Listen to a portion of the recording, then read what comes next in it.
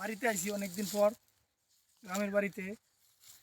হ্যাঁ, আরও এক সপ্তাহ আগে আইছিলাম, ধান পাকে নাই, এখন ধান মোটামুটি পাইকে গেছে, তাই আইছি ধান কাটার জন্য, বাবার সাথে ধান কাটার জন্য। হ্যাঁ, বাবা কৃষিকাজ করে, তাই বাবার কৃষিকাজের পাকে পাকে বাবার সাথে আমি কিছুটা সাহায্য করি।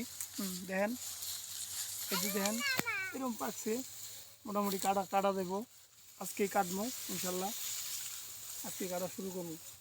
দেখেন ধান ভালোই হয়েছে মোটামুটি।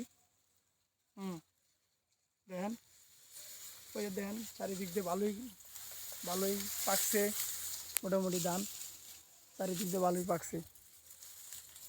ঠিক আছে, দেখেন প্রায় 15 দিন আগে আইছিলাম, ধান পাকে নাই, এখন এই যে আবার পাকে গেছে, বাবার সাথে ধান কাটতেছি।